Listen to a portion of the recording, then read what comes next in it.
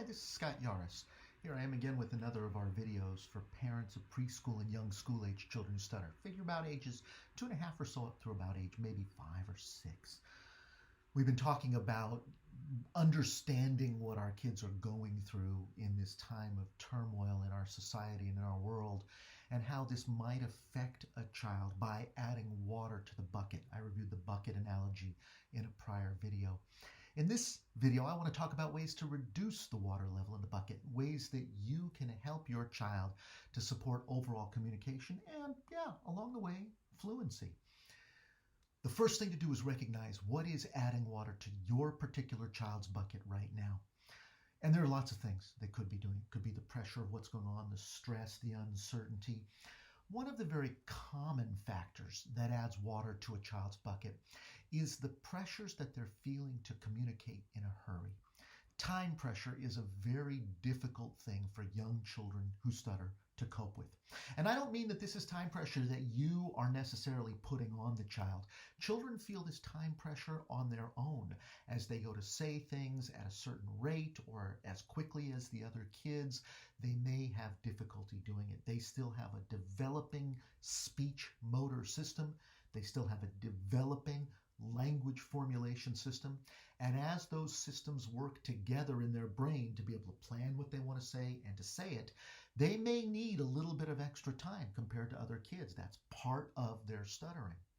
Well, right now the situation's changed. They may have had more time with you one-on-one before the change in our status as a society right now. They may have had more time without the other kids around.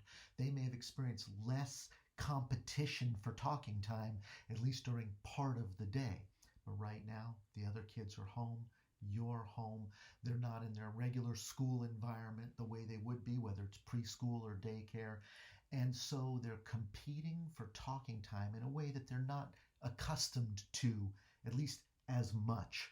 They may be trying to communicate with you at dinner, and now everybody's at dinner instead of the older kids being off at practice or rehearsal somewhere.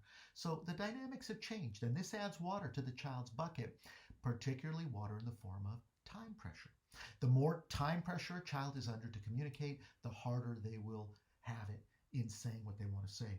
This is not unique to kids who stutter. It's true for us too. When I am trying to write something and I've got to write it in a hurry, well, my writing gets pretty near illegible because I can't maintain the same quality of writing when I'm under a rush, in a hurry. Likewise, other things. If you try to ride your bike too fast on bumpy terrain, well, you're more likely to have trouble maintaining that. You're more likely to crash. On smooth terrain, you can probably ride your bike as fast as you like, but when the terrain gets rough, if you're still under that same time pressure to hurry, you might have trouble doing it. Likewise, typing. If you're trying to type in a hurry because you're trying to set up that next conference call, the faster you go, the more likely you are to have difficulty.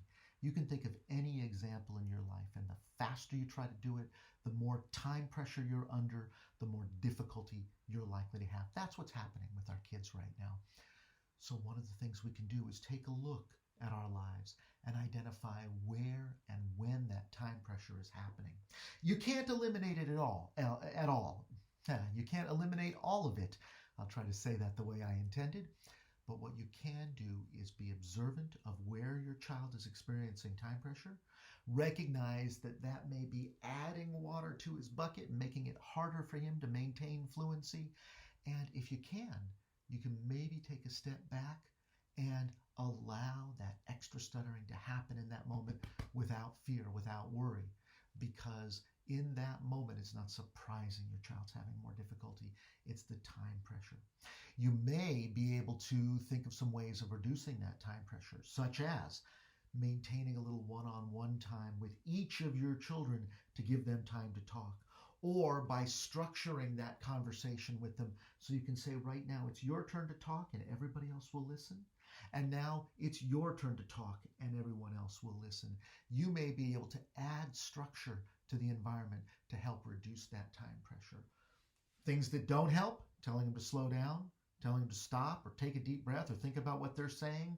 All those things actually increase time pressure rather than decrease it, and they put the message out there that you have to do something to stop your stuttering.